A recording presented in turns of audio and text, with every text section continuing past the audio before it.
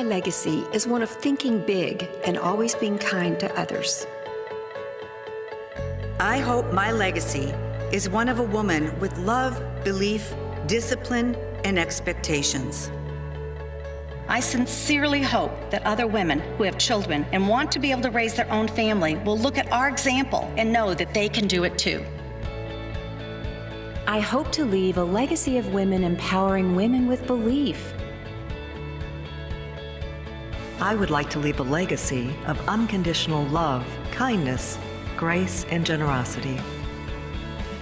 I dream that lives will continue to be changed for the better through the influence of those women I have impacted. I wish for my legacy to be remembered as having the same heart and integrity as Mary Kay Ash.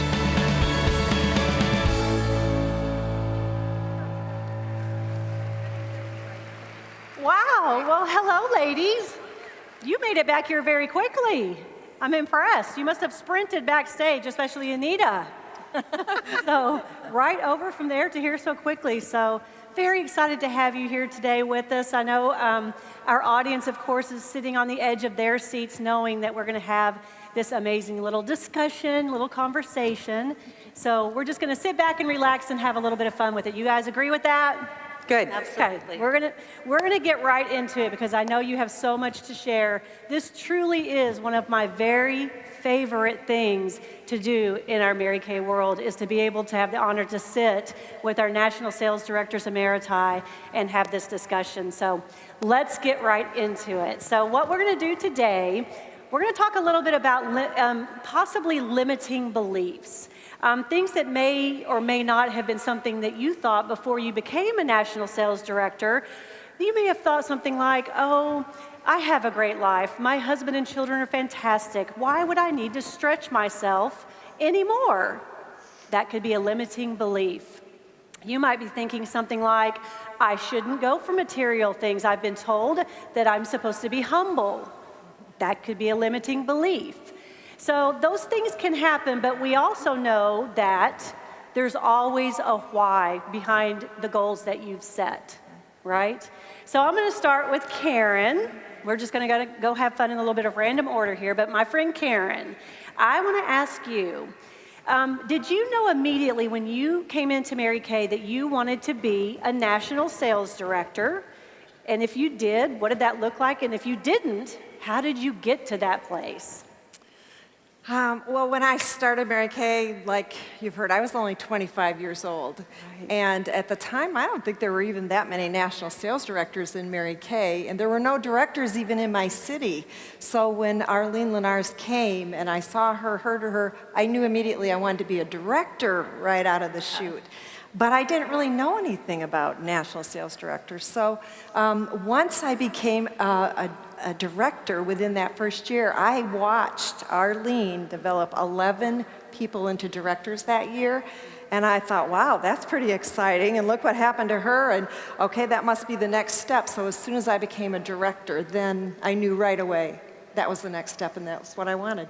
Mm-hmm. Awesome. How about you, Jan? Well, I didn't think I could even be a sales director, let alone a national sales director. I mean, I was a farm girl in my mind. I didn't have a college education, didn't think I was very smart, didn't think I was cute enough, smart enough, dressed nice enough.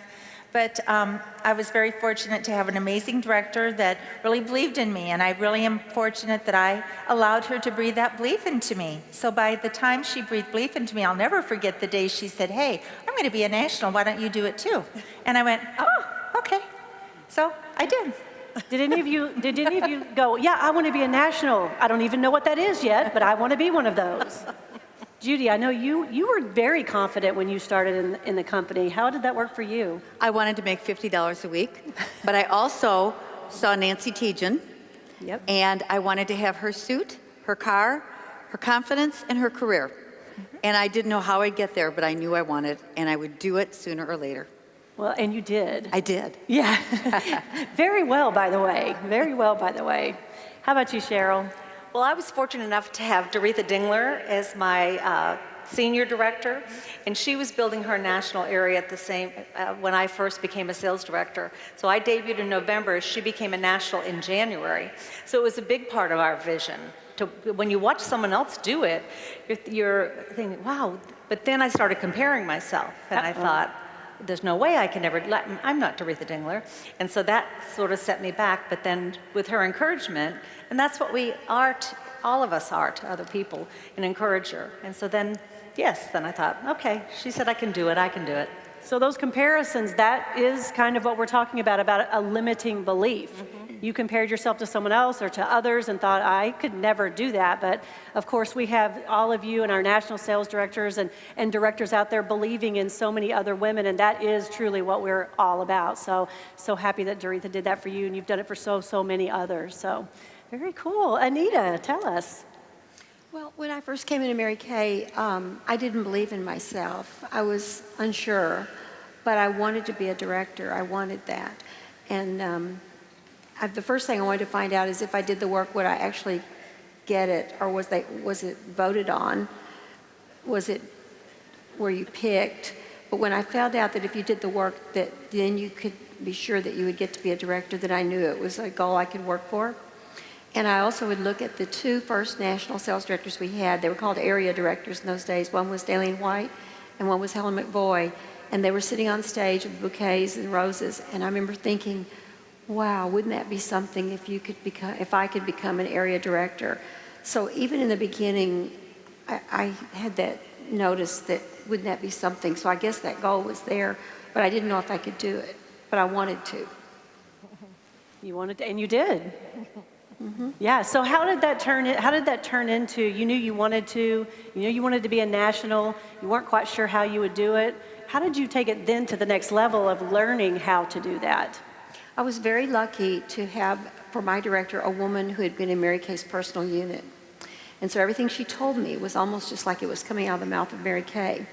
And everybody that's on my downline says those same things, and it sounds like a fresh idea when it's like 5 levels deep. But it was all from Mary Kay. And she helped me believe in myself. And one of the things she told me to tell people from the very start was, I'm going to become a director, and I'm going to go to the top of this company. So I would start saying that, and I didn't know if I was going to make it or not, but it sounded good. And I found that once I started doing that, people wanted to get on board and be part of it. It was amazing. Just changing the way I talked about it. Yeah, you just changed your self-talk, and therefore the thoughts became actions. Yes. Very, very cool. Thank you so much. Betty, how about you? Well, I saw the picture right away. Mary Kay came to the Northeast when the New Jersey Distribution Center opened, and I went there with my first recruit, my sister-in-law, who we had a love-hate relationship. But I loved her that day because she got my invitation to meet Mary Kay. I had no idea there were national sales directors, so when there were about 10 women that came out on the stage before Mary Kay, they were all wearing the same suit. We couldn't quite figure that out. And then Mary Kay came out, and I think what I saw was how she treated them and that they were close to her. And that was what really put that thought in my mind. Of course, I didn't believe I could do it, and that took quite a bit of time before that really happened. But I wanted it. I wanted to do that. So I think it was a long journey for me to get to that place where I believed I was good enough to fit in with women that I saw as superstars, but they had a lifestyle beyond anything I'd seen or ever imagined. Yep. And I thought, wow, if I could do that, that would really be an incredible thing. So lots of people helped, Yep. help you believe that you can do it. I'm so glad they did, and here you are. Thank you so much. And Sherry, I know you just are such the epitome of grace and style, and you just carry yourself like a national sales director. Did you always feel like that when you started with Mary Kay? Not really. When I started with Mary Kay, I was only 27 years old, and my director, Shirley Hutton, was, of course, very glamorous and very confident. Yes, yes. And Shirley at the time had no offspring directors, none. But her goal was to become a national sales director quickly, and she wanted to have 10 offspring directors within a couple of years. And I did end up being her first line. But because she had the goal to become a national, I thought I should have the same goal. So it really was infectious. And as we all know, when we saw that happening and the momentum, you wanted to be a part of it. In her newsletter, the front of her newsletter every month, she would list everyone that had 5 or more personal team members. And of course, those were the people that were going to be one of her first 10. I worked so hard to be one of her first 10 first-line directors. It took me a while to be a national, but I didn't have the confidence. I had great self-esteem and high deserve level, but it still did take a while to become a national sales director, but I'm so grateful and so glad I did. Yes, and we are too, obviously. So you've given so much back to the company, so very excited about that. I'm going to stay with you for just a minute, Sherry. I want you to tell us a little bit about, switching gears just a little bit, tell me about what you, being a national sales director, meant for your family and how that altered their lives. Oh my gosh, it just totally changed our lives forever. I was earning a very good income as a sales director, but my income doubled as a national sales director. So that was just a huge, huge financial difference. Excuse me. And it just changed our lives. Yep. So, Cheryl, we'll come back to you, Sherry. Thank you. How did it change your family's lives? Going from broke to a millionaire. That's pretty big. It's pretty big, yes. It always changed our lives forever. The ability to put children through college debt-free, be able to now have already paid all 3 of our grandchildren's college education. Wow. Things like that you can do for other people. That's what motivated me most to make that extra money, of what you can do with it for others. And yes, it's changed our life totally. All I thought about at first was I didn't have any money. It was all about me. Right. But once you have enough money, you can think about others, right? And so that's fun. Yep. Very cool. How about you, Anita? Gosh, I just think about what I've been able to do, and it just amazes me. I really don't know. It's provided me an opportunity, of course, to care for my family, but also for other people and to donate money for things that I'd like to help, causes I would like to help. Those have been game changers for me. Yep. What about travel? How has it changed your world outlook going to so many different places? Do you guys have a favorite travel story that wouldn't have happened, obviously, if it were not for your Mary Kay National Sales Director position? Anything fun come to mind, anyone? I want to say that I traveled before Mary Kay because I was a tour guide for the French Ministry of Education. Wow. That's not quite the same kind of traveling as we do with Mary Kay. Yeah. Not staying in student residences and, while all your tour people stayed in the on the beautiful hotels. Right. So it's quite a different experience. And to ever think, that I would one day be able to do that. Jim and I talk all the time about the incredible doors that has opened. And people ask me now, what will you do now that you're retired? Are you going to travel? No, been everywhere. Yeah. Of course, we're going to keep on traveling because I don't know how you could match Mary Kay style traveling. I really don't. Do you guys remember your very first NSD trip? Oh, yeah. Judy? They didn't have them when I was first a new NSD. They didn't have NSD trips? Oh, NSD trip. Your first NSD trip? No. Yeah. They finally took us to La Costa Spa and Resort right here in California. That was awesome. And then the trips kept getting bigger and better and mind-boggling as far as riding camels in Dubai. It's just incredible how it's grown. It's awesome. Tracy, on my first NSD trip, it was really not a magnificent trip the way it was today either, but it was to Bermuda. And we did get to take our husbands, but they didn't get to eat with us at that time. They had to go off on their own and eat hamburgers while we had steak dinners and had big banquets. Yeah, that's the truth. And that's my first trip is when I walked into the room and had on the same jacket that Mary Kay did. And I was feeling like so great when I got ready that day. I looked really hot, and walked into the room and there was Mary Kay in the exact same jacket. And I was so embarrassed, I turned around to walk out of the room and she said, Jan, come over here. So I went over and she said, oh, you have great taste. And let's get our picture made together. And so that's, one of my favorite memoirs is to have that picture with Mary Kay Ash. And then, of course, it evolved from that into Hawaii and taking our husbands and now our first-class trips, riding a camel in Dubai and traveling all over the world. And what I love is when our friends that aren't in Mary Kay go, what are you going to do, travel? And I go, well, no, I think, we're going to kind of like just maybe stay in Colorado for a couple weeks now. And then they go, well, have you been to Italy? And we go, yeah, 3 times. And have you been to Hawaii? Yeah, 7 times. And have you been to Puerto Rico? And I mean, they can't name a country, really, that we haven't traveled to. Right. Right. That's so much fun. I'm so glad you guys have great memories together. And Sherry, did you want to Of course. share? I mean, Tracy, I had never been to Europe until I became a national sales director. So when I became a national, our very first trip was an Italian Riviera cruise around the entire boot. Yeah. Oh my gosh. Great one. So then, starting in Rome and ending up in Venice, oh, incredible. So that was really huge for me to go to Europe my first time, Mary Kay style.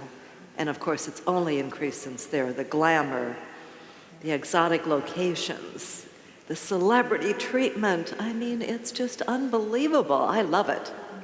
I am spoiled, I admit it. We have a world map in our billiard room, and it has a pinpoint of every place we've ever been. And my grandchildren learn geography by, oh, Mimi's in Bali or Mimi's here. But it's always so impressive to people who come to our house. Your company has sent you that many places. And our theme, Jan and I, our theme is, what company does that, right? What company does that? But it's very exciting that we get to travel with each other, women we love the most, all over the world. Right. And I've had the opportunity to witness you guys and just see you being such amazing friends and the friendships that you have and the friendships that your husbands have with each other. And I know that Mary Kay would be so excited to know that those relationships were built because of a company she founded, and that those relationships are going to continue as your National Sales Directors Emeriti. But let me just share with us a little bit about maybe what do you think the most important personal growth lesson you learned because of being a part of Mary Kay? Something that was personal for you. Anybody want to start?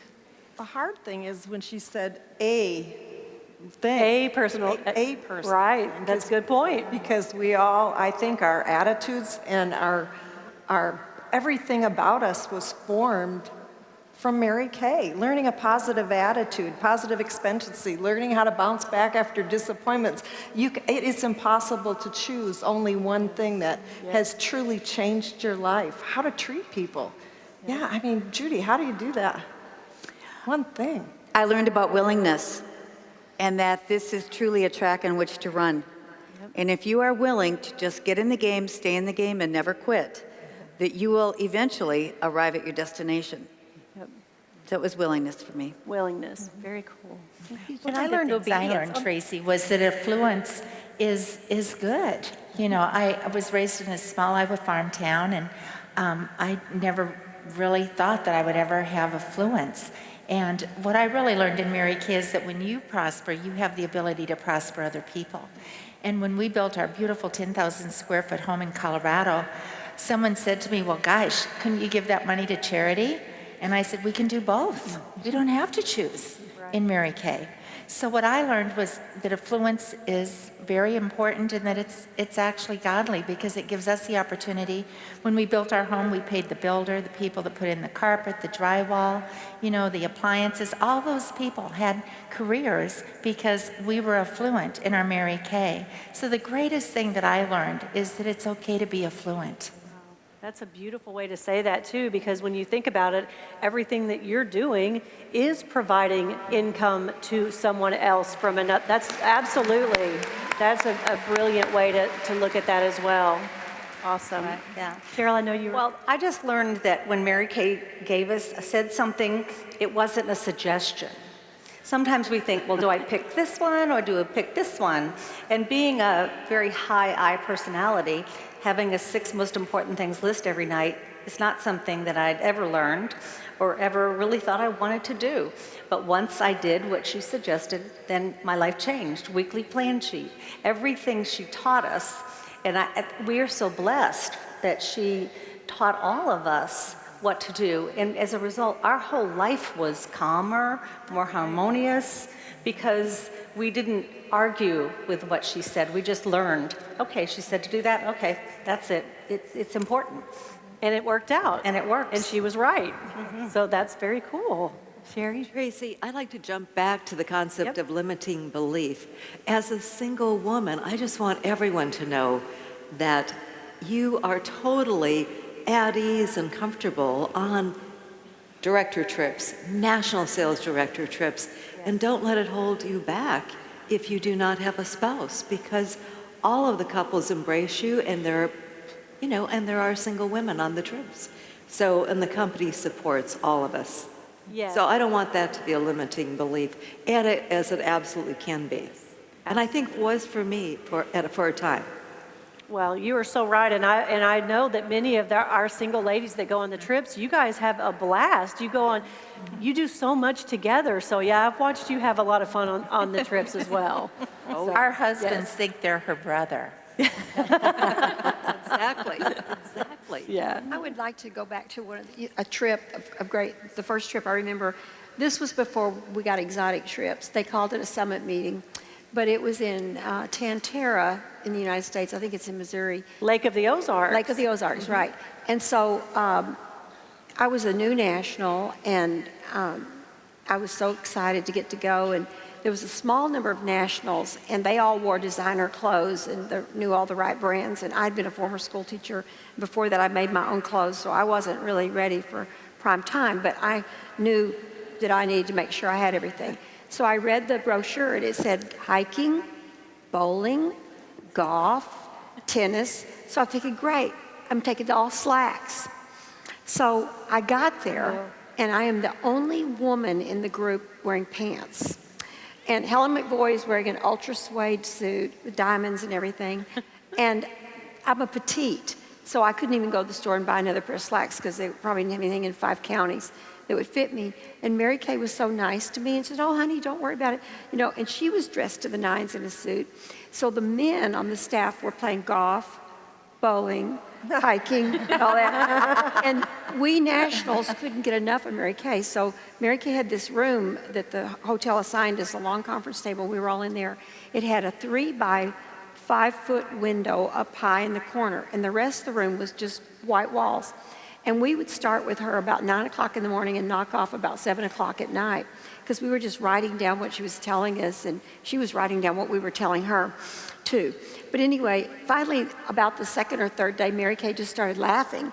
And we said, what is it? She said, we've been here for 3 days. The men are golfing, hiking, playing bowling and all this. And we said, we've been in this room the whole time. But we didn't care. We were so happy to be in that room where we could learn everything from Mary Kay. And after that, I always checked what other people were wearing when I went to an event. That's a blessing to spend that time with her. I'm sure that was so meaningful for you and for the other nationals in the room as well. It was great. And Tracy, I would like to go back to traveling because, I didn't travel before Mary Kay very much at all. And what I've learned is as big as this world is, it's also so very small. Absolutely. And that we are so much the same. And I think more than any glamour and wonderful thing from travel, I've learned about cultures. Yes. And I've developed an appetite to meet people from all around the world and to develop relationships. And then how precious they are, because it's through our diversity that we're strong. Absolutely. And that I learned from Mary Kay. What a gift. What a gift. Very good point. Well, we're a few more minutes, but I want to close it up, and I want you to share with the audience some of our directors may be going for the position of nationals. Others may have another goal in mind. what would you share with them would be just the most important tidbit that you could give them of advice for going for their goal? What is it they really need to focus on when they're trying to reach one of those really big, scary Mary Kay goals? I'd like to jump in. Sherry. I would say the most important thing to reaching your goals and to moving up Mary Kay's career path is to really love the position you're in now. When you love being a sales director and you love it so much every day, that's when other women want to be a sales director as well. Yep. And when you love being a national sales director so much every day, that's when you'll have lots of offspring national sales directors. So it's really loving your position now, and then everyone will want to be with you and be like you. Just like I wanted to be like Judy and wanted to be with Karen and every single woman on this sofa. Yes. I wanted to be with them and I wanted to be like them. So I worked to be a national, and it worked. Great, And I'm so grateful. Great advice. And Tracy, I would like to say that the journey is the most important part. And who's to know how you're going to get there? Maybe you won't get there. But your effort will result in so much for other people that when our day is done, which for everyone it will be, it won't be your title, Right. how much money you make, the house you live in. It's going to be the impact. And when you affect a woman's self-esteem, you impact future generations. Wow. Absolutely. Absolutely. Tracy, I really want to pay tribute to the men in the audience today and thank all of the men for being here today. And I really feel because my husband went to seminar and attended leadership, he was exposed to the Mary Kay dream and story. And we had great mentors also in George and Marla Skillings who worked as a team together. And I think that my husband understanding and seeing the vision really was wind beneath my wings. And I think that all of us, that are married really feel that way, that it's so, so important to have that support and to have that vision for the husbands. Thank you. Thank you. I totally agree. And thank you so much they're such great supportive husbands, and we've watched that and do thank you. Thank you so much. Great advice. Great advice. Any last words, ladies? I just wanted to say that I spent a lot of my time waiting, waiting to believe, waiting, thinking that, some people had the confidence, some people didn't, Right. and that somehow that wasn't in my control. And I think the best advice would be to just make a decision.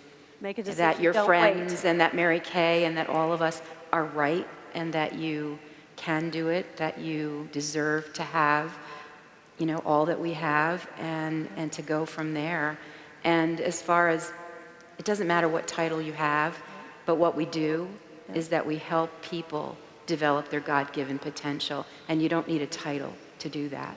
Absolutely. And so, if we just do that. And to add to that as well, Betty, because I totally agree with you, is not wait for everything to be perfect. Sometimes a consultant will, say, well, when I get 10 perfect people, then I'll start DIQ. And sometimes directors think, well, I've got to wait till I have 10 perfect offspring. And we don't have to be perfect. Each one will be who she's supposed to be. We don't have to be perfect. You will grow as we go, right? As we keep the position, we get better and learn from our people. And so going for it, right, Karen? Just going for it. Oh, I think, don't we all think, how did we get here? How did we get so lucky, so blessed? And I think we all know that we had a little help from the man upstairs, and when we can't see it for ourselves, we just have to believe that we've got a mission and a purpose, and we have to just go with it and get out of our way. Right. Ladies, thank you so much for your time today, for this entire afternoon. Audience, I think your commitment to these Emeriti is that you won't wait, right, to set your goal and to reach your goal. So that's their commitment back to you as our National Sales Directors Emeriti. Thank you so, so much, ladies. Thank you, thank you, thank you. Awesome.